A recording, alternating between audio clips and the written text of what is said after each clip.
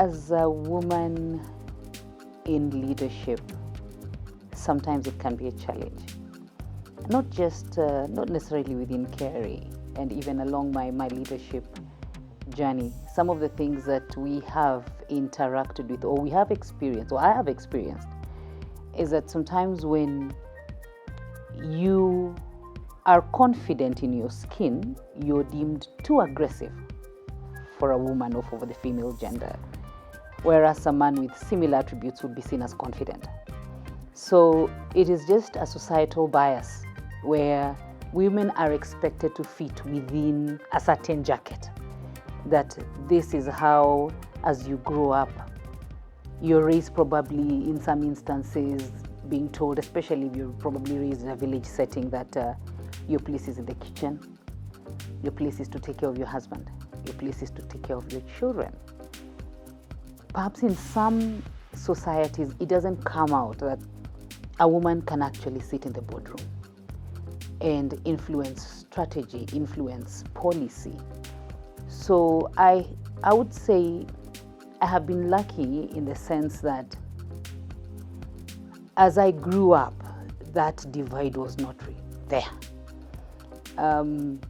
We were taught that even in some instances that what a man can do, a woman can do better. So for me, with that encouragement and being pushed to go beyond that which I thought I could achieve encouraged me along the way. And looking back and by God's grace, I thank God for this far that I've come. My advice to women either getting into leadership or starting their career, or any woman for that matter, because sometimes it's not just about leadership or career in the workplace. Sometimes it's also starting up a business, starting a project. For me, I think I would start by saying there is no manual. Do what suits you. Do what you feel is right within the presence of the law. But the most important thing, my word to them, I would say, stand up and be counted. Dare to try, because you can never lose what you don't have. So Kenya Revenue Authority has two main revenue departments. That's the Domestic Taxes Department and Customs and Border Control Department, both led by women. So as a woman lady heading the Customs and Border Control Department, I view this as a commitment and a dedication from the Kenya Revenue Authority to ensure that we have more women in leadership positions. Positioning women in leadership has been a long journey with many obstacles, but we're gradually seeing an improvement and an increase in women taking powerful leadership positions in organizations and being part of major decision making across all boards. So finally, we are actually seeing women performing very well and excellently in various organizations in Kenya. As Mahatma Gandhi said, we need to be the change we want to see in the world.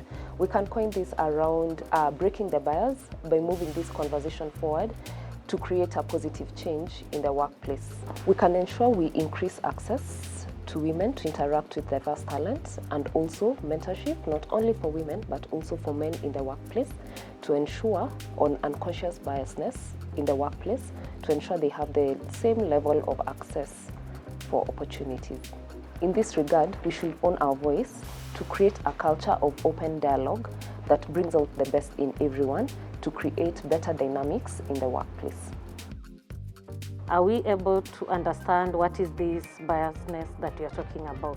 So education is very important. It will bring out awareness, both to the women and even to the men who are in the workplaces, and therefore they'll be able to know when the biasness takes place, therefore they report, and even they'll be able to identify the situation that brings out the biasness and also report the same. And in the event there are changes which are made or brought to the workplaces that needs to be implemented so that it can help us in breaking the biasness, it is easy for everyone to be able to implement, because through the education they have been made aware and understand what is expected of them. Kenya Revenue Authority has already broken the bias by having women leaders in the top management position.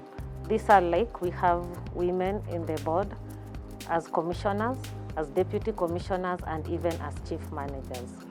In addition, these women offer mentorship to both women and men who work below them. For me, breaking the bias means diversification and incorporation of unique traits and talents in service delivery. It is important for men and women to work together as a team, for women to flourish and thrive in every area they work in. Our work is to facilitate traders who bring in their cargo through the standard gauge railway, commonly known as the SGR. We also support government in mobilization of revenue, and we also support other stakeholders in ensuring that tax laws are complied with. I would like to urge women to stand up, be counted in the fields that they are passionate at.